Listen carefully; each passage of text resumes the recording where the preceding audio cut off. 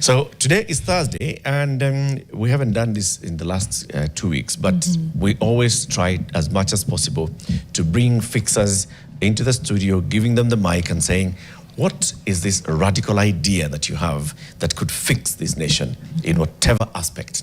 There's one who has a very radical idea. You know, there's been this political talk of we have to guard our votes. Right. We have to guard our vote. We've got to make sure that we force all players to just play the game as per the rules. And one of the ways of doing that is by being vigilant. And so he has come up with a vigilance platform. He'll tell us about it. How do the citizens guard the votes in this vigilance platform? His name is Daniel Miringa. He describes himself as an activist. We call him a fixer. He's here in the studio. Daniel, good morning. Good morning. It's good to have you. Thank you. I'm happy to be here. Karibu sana. Before we give you the mic, we are going to first give you the quote. Jano is going to give you the day's quotes. Let's see what you think about it. If you agree, say yes. If you don't, just say no. If you're not sure, say... I'm not sure. You're okay too. Basically, it's a safe space. Okay. Yeah. Booker T. Washington once said, you can't hold a man down without staying down with him.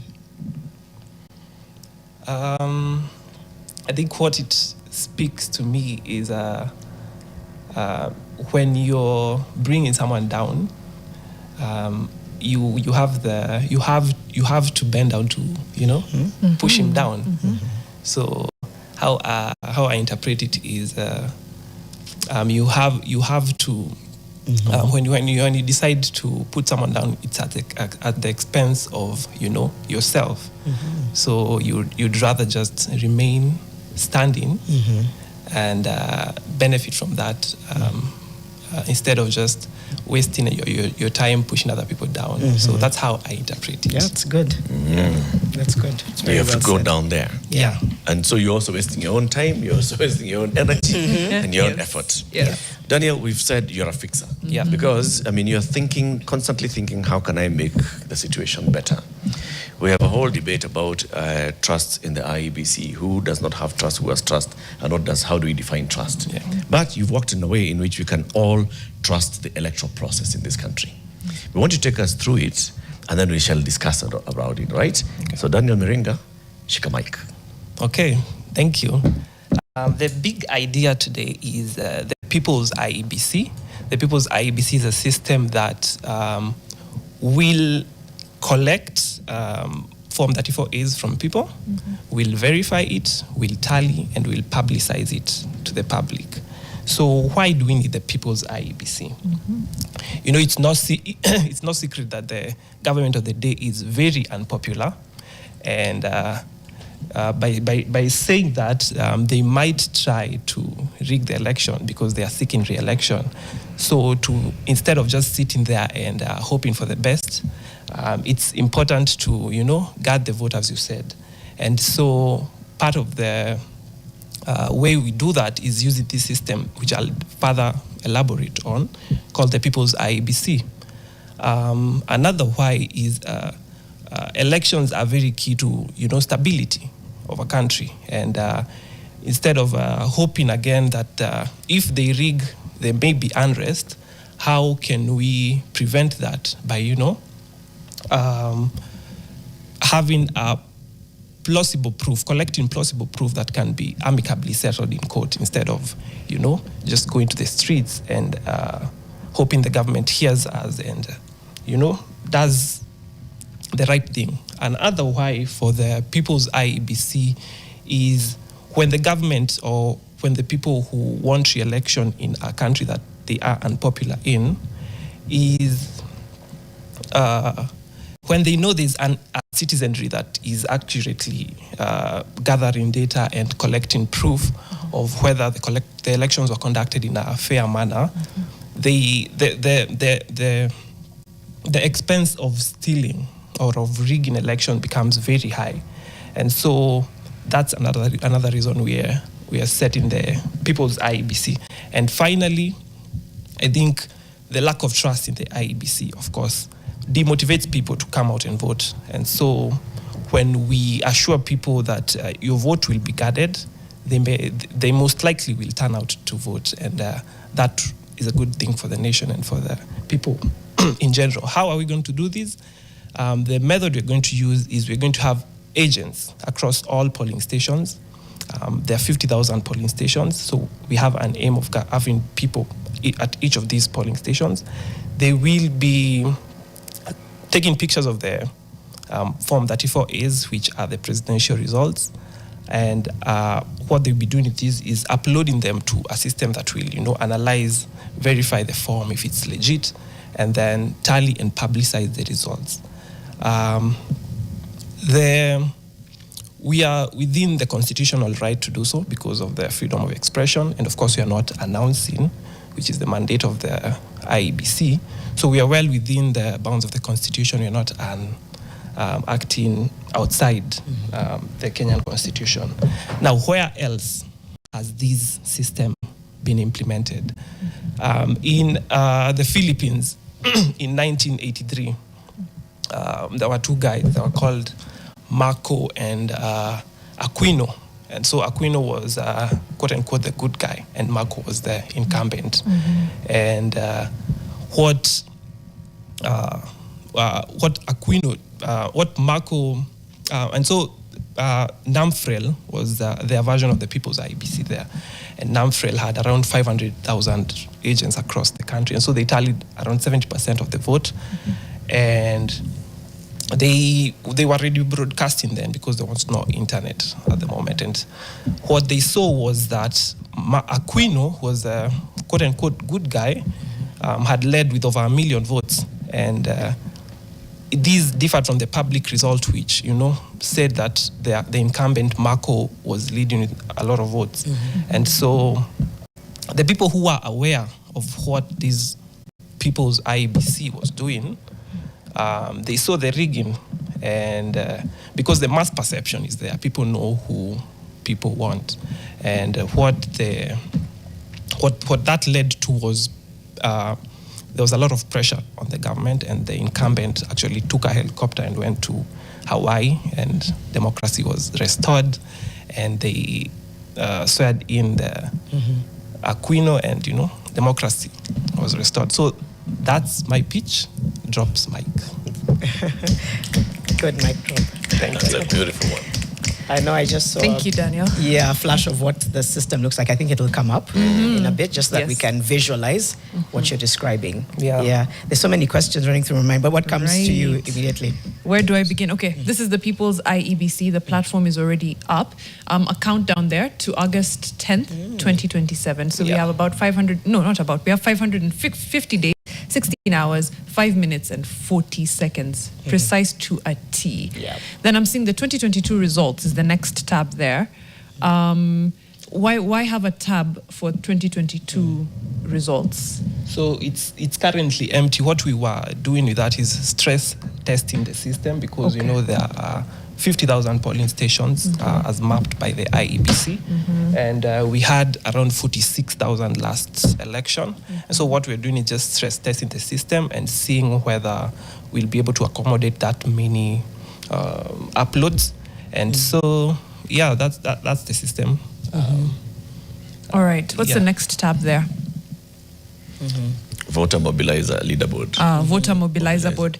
This is again now in reference to the current voter registration going on. Yeah, so this is another part of the system where we help mobilize people to vote. So what we have is a public pool. You can see we have around 49,000 where the one who mobilizes the most people to vote can get a huge chunk of that pool. So it's another just a way of incentivizing people to, mobilize others to vote. And it's a new one. So it's not, we launched it a few weeks ago.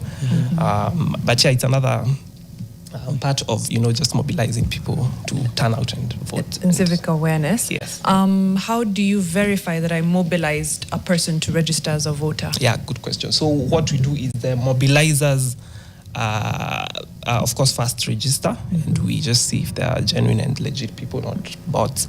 And then what they do is once they've mobilized, they take a picture of the voter's card of the persons they've mobilized. We again verify that document, and of course we just tally and rank them across the across the board. Yeah. Voters card, or do we still have voters cards? We don't have a voters card. ID. Although that Right. also has a lot You're of... given nothing when you register as a voter. Yeah. it's just a slip maybe written for you in case you forget. This is your registered polling station. Yeah, so that's the slip actually we're using. I can write a slip. I can write for myself a slip and say, this is where I'm going to vote in the next one, because it's not an official document from the IEBC. So there's no way of basically saying that I mobilized Jano and Jano went to register as a voter. You did that exercise last year, Yeah. right? Jano, you. Me? Yes. What exercise? Of Sorry. going to the IEBC. Yes, I did Right? it. Yes, I did it towards the end of last year. Okay, what did you get? Did you come out with any document? I didn't come out with anything. You were going to change your voting, your polling station. Yes. So you just go and change, and that's it, you walk out. So there's nothing that you're given. Yeah, I was going to say ID, but I don't know whether that's too invasive. And Just something like to take a... And again, Yeah. ID does not prove that I'm registered This as a is voter, true. because I already have an ID even Yeah. before I registered as a So voter. maybe that's something we need to To look explore. at. Yeah, think about it. Maybe take us through it. Jack, so we can go back to the first tab, because this is where the issue would be. Once I got in here and register as an agent, who's an agent? So an agent is a person who will be helping us aggregate all the polling station results So he from the clicks form there. that form. Yeah, so we click Register. register as One, agent. once you register as an agent, what that does is you select, of course, your polling station from the county to the constituency to the ward to the polling station. And so our aim is to have at least one in every of the 50,000.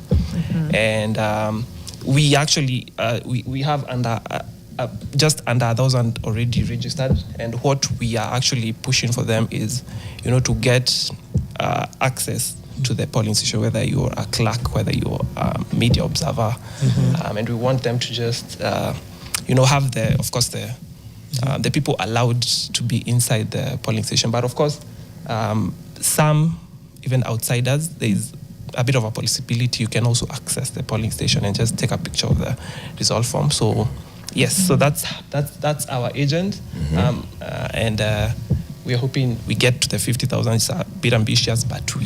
So once I register as an agent, then I have now access to the portal, right? And the whole idea is that I shall be able to populate a result onto the portal. Not populate, because populate is a bit. There's a chance for manipulation. It's a picture of the form, and we know the form. The form is it's a public document, so you have to know. We know the different ways to verify it. They have a QR code. They have the serial number on the form, and so we use those multiple numbers to check if the form is an actual IEBC form. A legit. And actually not an altered. And also the metadata of the image, so whether it was just from AI or whatever. I think that's where the details come in. Yeah. So first of all, let's just say that this is somebody's idea, and he wants for us to discuss it and see. So we don't also focus so much on the things that we can raise to you as red flags, so and tell us whether you're working on them or not. Yeah. For example, data security and the data security laws in this country. You're asking me for all these details. Are you licensed as a data processor, and so on and so forth. So those ones, have you factored in those? Yes, we're in the process of actually just getting data protections authorization from the agency that does that. So that's in the works, but we are hoping to get the. But we're not actually collecting very sensitive data from our people. But, It don't matter. But we. Any data, It's actually quite sensitive data, because you're asking for my name, my email, my phone number, and where I vote in. So you're getting all my voter information. That is quite sensitive data. Yeah. And I've got to know that you are also not going to use that to vote on my behalf. There are all those issues that will come up, because I've shared my data. Then I've got to know that the authority that is in charge of data protection in the country has vetted you and seen that this is right. Those are things that, you can say, work together. If it's a people's IEBC, then the people are applying to the Office of the Data Protection Commissioner for this to tick all those boxes. Right. Now, it is the point where you're saying that I am an agent. I have gone and voted, and I am required to go home after I've voted. Okay? Then there are those that are accredited as agents of political parties and candidates who will have access in the polling station throughout the voting and counting process. Yeah. I am not one of them. And then I will be expected to post a result out there. So are you telling me to stay in the polling station until the result is posted outside the door of the polling station? Or are you telling me to come back to the polling station? Because are you getting what I'm saying? Because I've come and voted at 6 a.m. and then I've gone. And vote counting starts happening after 5 p.m. when the poll station's closed. It continues until whatever time. And that's when they'll start now putting the results after they finish counting, and the presiding officer says that this is the result and the agents have signed or not signed, and then they put it outside the door. At what point is Eric, who is just an honorary voter, but a people's IEBC agent, going to come back and take the photo? Okay, so yeah, there's two parts to it. There's the part where we want people who are actually authorized to be inside the polling station. Also, we want agents who are, polling clerks. We want agents who are political agents and independent agents, media observers, the institutions, the ELOG, and all that. So there's those. There's all people who will be posting it as it's tallied by the polling officer, the presiding officer, and then there's also people who are outside when it's posted on the door. So as long as we get the results form, that's what we want. But if we are able to get it as soon as possible, that would be ideal. But of course, we can always get it because it's a public document. As long as we have people assigned to a specific polling station. Yeah. So citizen tallying can create versions of the truth. Yeah. Is that what I'm thinking and speaking at the same time? I'm also wondering what IEBC thinks of this. I know that's a strange question, because on the one hand, first of all, the feedback is incredible. A lot of people are like, yes, this would work, and we'll read that a bit later. On the other hand, where does it, if at all, either compete with or contradict laws, so that then it is strengthening democracy and transparency, but it could also blur this line where if you're sort of like announcing results ahead of IEBC, is that breaking law? Is that strengthening democracy? What are your thoughts around that as you've explored it with the team? And what do IEBC think of this? I'm not sure what IEBC thinks of it. But you'll know soon. Yes. But yes, about the... Sorry, I lost my train of thought. So no, sorry. No, I was saying, I think I was talking about that blurred line between the law and strengthening democracy. Yeah. Okay, so Kenya Kwanza has done this. In the past election, they have a public a web page where they tally. They did it actually in the previous Mwamodende election, and that's actually a thing. So I don't think we are.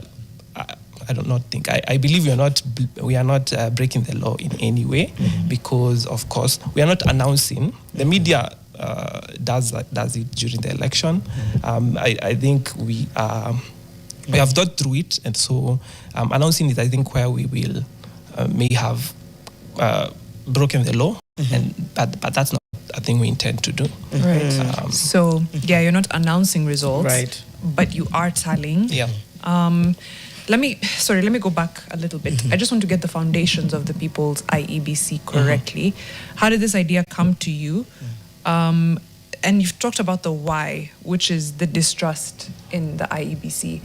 Let me just go one by one. Why do you distrust the IEBC? And do you think that that's the general sentiment of the Kenyan populace? Yeah. Why I distrust the IEBC is, I think it started during the June 2024 protests. At the time, we wanted to recall some MPs. One of them was Alice Nganga, who is my MP. We wanted them out because, of course, of valid reasons that each Kenyan, of course, shared. And at the time when we wanted to do that, the president had not yet constituted the commission. They had not yet selected the panel that is supposed to, select the commissioners. Yeah. And what I was thinking is, or what I believe is that's by design. I don't think it's a coincidence of any kind. So that was one of the things that made me distrust. Again, in the registration that's happening, the registration has almost been exclusively, in most parts, just been left to the IEBC constituency office, which is just one in a constituency. And so I think also that's not very ideal if you're actually honest about wanting for people to register. Because if they were honest, they would actually go into where the people are, where the young people are, take these kids to the institutions, take these kids to the interior. So that will happen though, with the now mass voter registration. Yes, I saw they want to start it at March 29, so we are hoping they do that. But that distrust, I think it stemmed from that, and I think a lot of Kenyans share it. Pause there. I think you've talked about the distrust. The other question was the why, how the idea came. Yes. Okay. And I'll even get back into how the platform was created. Is it open source? Like, I want to just interrogate the platform itself a little bit before we go into like the nitty-gritties. Yes. Okay. So we'll come back. We're hosting Daniel Miringa, who's an activist, talking about the People's IEBC, the People's version of the IEBC. It's coming up to 7:30. We'll 8:30. Wow, Janet. We'll come back and continue the conversation in just a moment. Hivo. Yes. We're getting back into conversation around the People's IEBC. First, some feedback. Jacolonde says, no, that's J on Jesse. It's probably Jesse. I've said Jesse. One for the bro, People's IEBC with fire emojis. William Maina says, in support, 100. Chida Daniel, then with fire emoji. Lenny De Steve also says, this is super Daniel. Abella Collins, 192. We support the fixer. We need something somewhere to verify what IEBC will be doing. Yep. Grace Gendo says, this is a very bright young man. Bravo, Daniel, keep it up. Njenga Njogu, I truly support this initiative, and I believe we should have many more, especially churches with full structures from polling center to constituencies. This way we will know who won in a day. Two more comments. Njenga Njogu again says, by tallying to constituency level and having the backup of the original Form 3-4A, it's not breaking any law. Hatuwezi shindwa kujumlisha 270 constituencies. And finally, Betty Mule says, please educate people that they don't need voters cards as long as they are registered as a voter. Most people didn't vote in 2022 because they said they lost their voters cards. Yeah, that's something that is almost hard for people to unlearn. Yes. And we just said it here. It's like, no, you don't need a voters card. Yeah. So yes, you don't need a voters card. Just go register to vote and then show up with your ID. the ID that you use.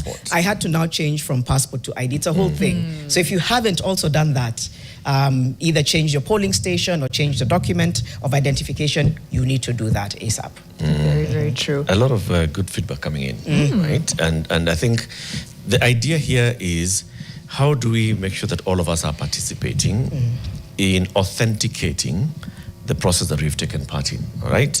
And I don't have a trust issue with IEBC. I've said it many times. With the institution called IEBC, maybe with the people, maybe at some point, but with the institution, nothing.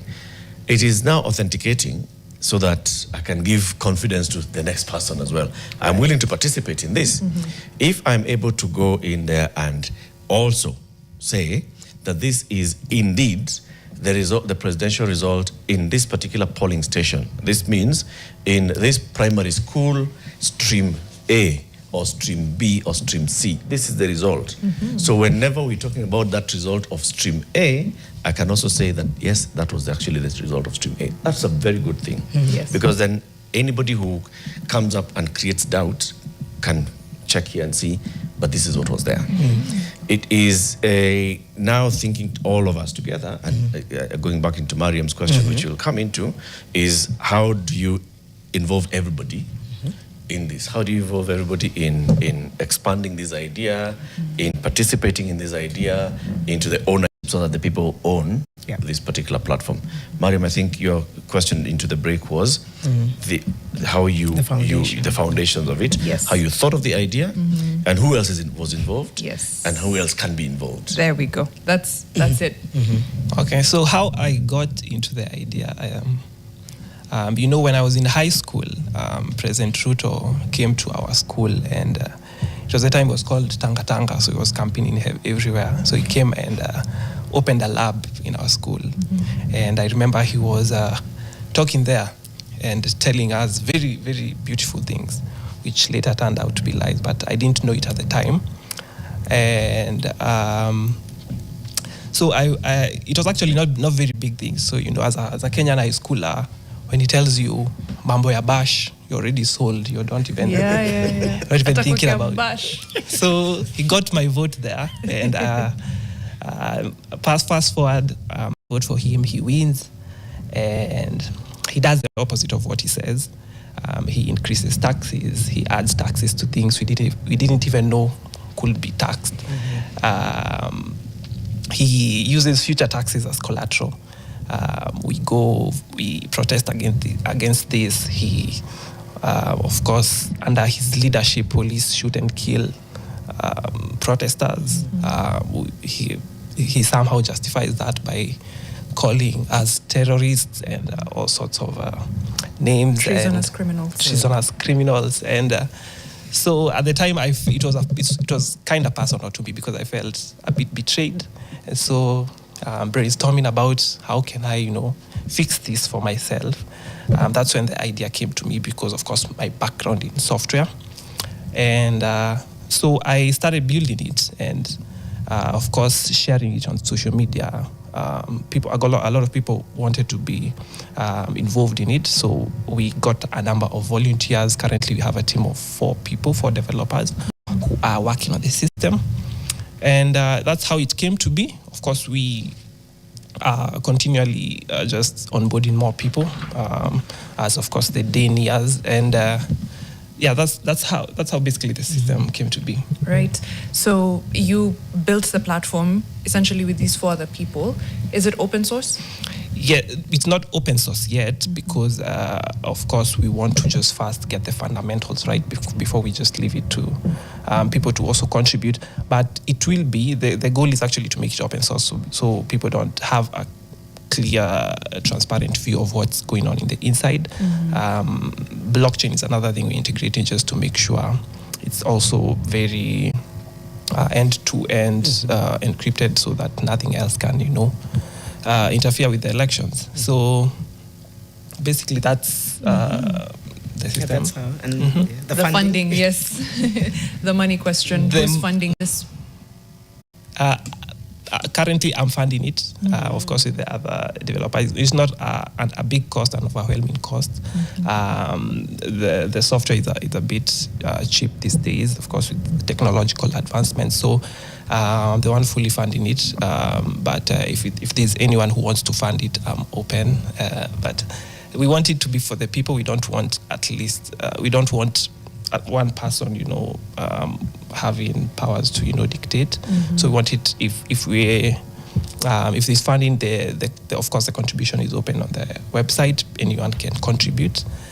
We are not looking for particular, investors who can, say, I own a stake in this company. Just want it to be the people's IEBC. Yeah.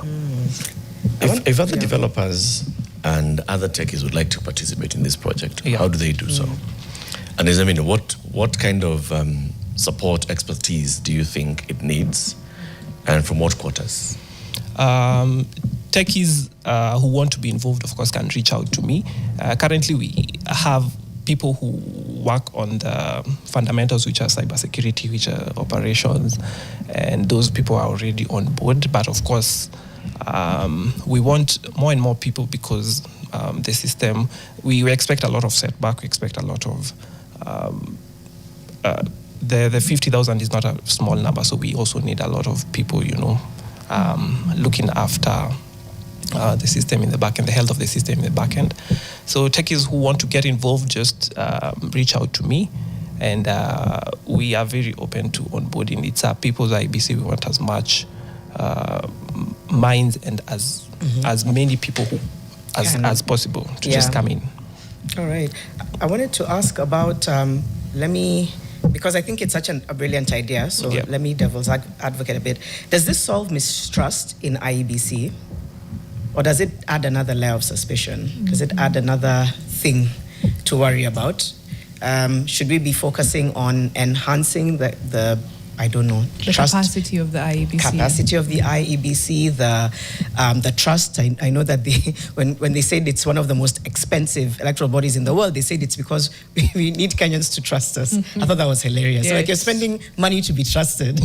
But do you think that could be, if somebody was to push back and be like, first you're adding something else, I don't even want to tally, I just want faster results. But yeah, do you think if somebody asked you whether it's about solving mistrust or adding another layer of suspicion? I think the most trusted systems are very open to criticism. We are very open to, other people coming in, verifying what they're doing. Right. So my thinking is if IEBC truly values the trust of Kenyans, they should be open to such systems. They should be open to other people, coming in and just looking through and verifying what they're doing. And that is exactly what the People's IEBC is doing. So I believe it does not add any layer of suspicion on top. I believe it's just enhancing trust and just making sure people, come turn out to vote, because I think trust deficit is a big reason of why people don't turn out. I don't believe my vote will count. I believe some people in the higher ups will, manipulate and get the numbers up. So that's what we want to solve. We want to involve a lot of people. And I hope we achieve that. I hope we are able to actually just make people turn out and also ensure rigging does not happen. Whoever the people want gets into office. Let's talk about, I know Eric has a few questions, especially around now access to the polling stations, but let me talk about the verification first of the Form 34As. You talked about scanning the QR code, the serial numbers, etc. Just walk us through exactly how you're verifying and how, because I can see how the IEBC would use the serial number to verify that this is their Form 34A. How do you know? First, let me talk about the QR code. The QR code is on top, is at the corner of the form, and that's the first level of verification. You just look, it contains the number, the polling station ID.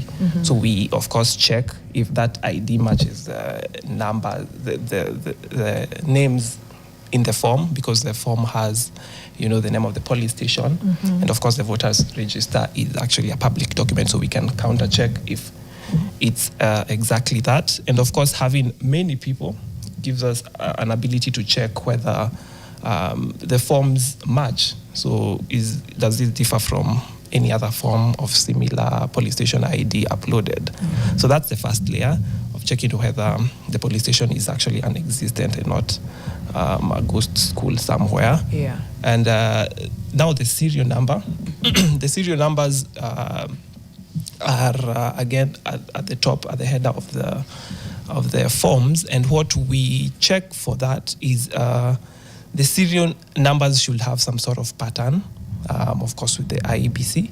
And so that's not, I don't think it's public information, but once you have mass forms with you, you can again check for patterns, and then you can just filter out some things that don't match that pattern. So that's the approach we're taking.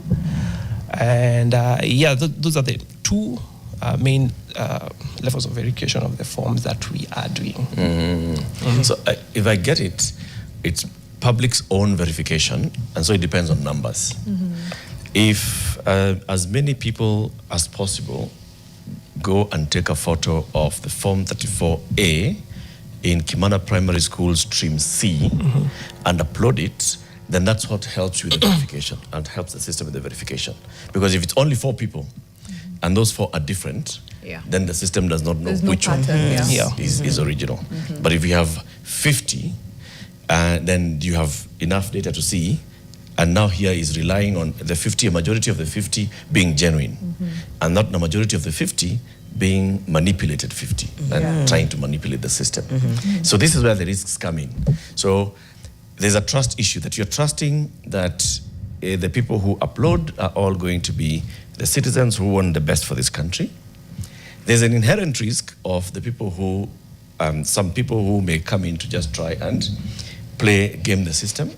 If this is the message that they like to send to us all the time, that Jose Camargo will employ agents to come onto your system and operate like a bot and upload his own form 50 times, and compared to Janet, Eric, and Mariam's 3 times.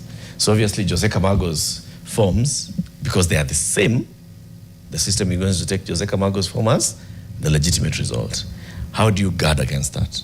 Yeah, so what we are doing is, as I said, we have cybersecurity person whose actually sole role is just to guard against potential bot attacks from Jose Camago, for instance. Because I believe, however, it's actually possible to know as we continually just build this system, because it's a work in progress. It's not the final one. We'll of course.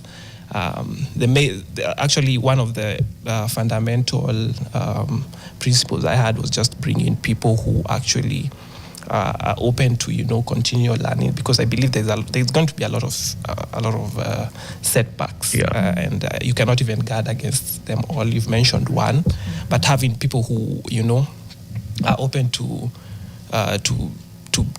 guarding against this is actually the best bet, because you cannot actually just prevent against all of that. So we have cybersecurity people, a person. We are also onboarding many more, and I think we will be able to do it. People have been able to do such, preventing fraudulent uploads for a long time, and I believe Kenya has the talent. Kenya has brilliant people, and it's not something we can just say. It's true. The other risk, the other risk that is there, Daniel. Yeah. I only need to introduce doubt on this system. Okay? Just like in the murder case, defense only needs to introduce doubt. Okay? As long as there's no, there's doubt, then that case starts to crumble. Right. So if people just come in to game it so that you can introduce and create doubt, there are several out of the 290 or out of the 40,000 polling stations that you have, there are some 5,000 where it's looking like, it's not clear who these forms are. Some of these forms that have been uploaded are not even clear. The images are not clear. There are very many forms that appear like these are different serial numbers of a form from the same polling station. It starts creating doubt. And the higher threshold of doubt, the loss of credibility. The loss of credibility, So it's about making sure that you guard against all these things. Cybersecurity is there, yes, but there's a credibility issue that's there, yes, and it's making sure that as many people as possible of goodwill actually support this idea. Which is, how do we do that? How do we make sure that, as you're saying, let's guard our vote, we're all saying the same thing? Not let's guard my candidate's vote. It is let's guard everybody's vote. Yeah. A part of solving for that is actually just publicizing the process, and it's what I've been doing, just telling people what we are doing. So being as transparent as possible. I think IEBC has failed on that. There was some time where they've been told to fungua server, and it was such a big deal. And we want an open source system where someone can just go through the code, see the forms we've used to tally, see everything that we've used in the backend to publicize the results we want. Right. So a big part is just making the system and the process public, and just if you have doubts, we have the forms there. Go check if there's any inconsistencies. If you want to see if our code is manipulated somewhere, adding a number of votes for a particular candidate, you can just go through the code. And so, publicizing is a big part of what we're doing, and enhances transparency. Transparency, exactly. Yeah. So just before you go in, Jano, there was a question that was talking about what he's just said, making it open source. This is Lenny De Steve saying, I don't think it should be fully open source. Some elements of it may be. This can conflict with the Data Act, the Data Protection Act. So then, and Eric had alluded to that earlier, data protection concerns around this, because essentially, it's a lot of data, and sensitive data at that. Yeah, so as I said, we are looking to get authorization from the Data Protection Office. To be a data processor. Yeah, so to be able to handle all that data we are collecting from the agents and of course the voter mobilization part of it, and genuinely hoping we get it because it's a big part of what we are doing. So. Yeah, that's exactly the point of building a system like that. You want to be able to make it public, and so if you're not able to do that, and then you lose the transparency part of it. So yeah, that's a big part, and we Does rudimentary question, because I'm not a techie, but does making it open source also open it up to potential manipulation? Open source is actually just it's not the system that's open source, it's just the code. So the code is not it's just somewhere not people can manipulate, but you can download and just see what's happening in the back end. You can question it, you can provide feedback, you can do whatever you want, but it's not the actual. If you cannot edit the code, you cannot do such, but make changes. Yeah. But you can see how it works. You can see. Opening You up the back end. Yeah, you can see it points to whatever we are doing, so it's not. Okay, that's good. I just wanted to get through a few questions in case we lose them or even comments. Nomzi, what if a scenario of where both datas collide? Will the People's IBC have enough to nullify other data? So these are quick fire. Yes. Your thoughts on that? So what if, sorry, repeat the question? If a scenario of where both datas collide, will the People's IEBC have enough to nullify other data? Which is superior? If our Form 34A on the data on the portal says that Janet is the one who has won in this polling station, and then the IEBC's 34A tells us it's Mariam who won in the polling station, you'll go with the one that's more transparent. And, it's a good answer, Daniel. You're like, you decide. Yeah. Dear Daniel, I hope your system is secure to an extent that JPEG won't end up as PDF on back end. Also be aware of infiltration, because your course is scary to the regime. In fact, somebody else here is saying, hey, agents of darkness will just swing into action immediately to infiltrate this wonderful work. And now that Daniel is here and he's shared, Anthony Mbogwa says, Fixers, ask Daniel what he thinks on the recent request from government IBC for 61.7 billion to run 2027 elections. I think that's a bloated. You said it's a cost of trust, but I don't know. In my opinion, I think there's cheaper ways to go about it. We have the most expensive election per GDP per capita, and I don't think it should be that much. They don't give actually the breakdown of whatever they're procuring, but it's human resource. We've sat with IEBC commissioners, chairs here, and the lump sum goes to human resource. So it's as they tell us. As they tell us where it's going. Just before we come back to Eric and Mariam, my last question to you is, what would success look like for you? Because I think this, you could say success would be that this thing is big, it's built, it becomes the alternative. But many days from now, what is the one thing that would make you be like, you know what, this is good because Kenyans are now moving towards wanting a more transparent system? So what would be one measure of success beyond what could be deemed as the obvious measure, which is this being the People's IEBC? Yeah, I think one of the ways I'll say the system has succeeded is if we restore trust, so people watching this can be, okay, my vote can be secured. Let me go register as a voter. Let me turn out and cast my vote. So that's the first measure that I'd see, and I'd be like, okay, we made an impact. The second is if we disincentivize rigging, so people can see, okay, the citizens can verify, let's play fair and the results match. So that's another point of success. And I believe if we achieve that, we don't. I don't want people to resort to this. That's not the goal. We don't want people to be like, no, the People's IBC is the one that's correct. The IBC is wrong. So there's a mismatch. A measure of success would be what we're doing is what we got from the People's Tally matches what IEBC got, and so there's no distrust in whatever IEBC is doing.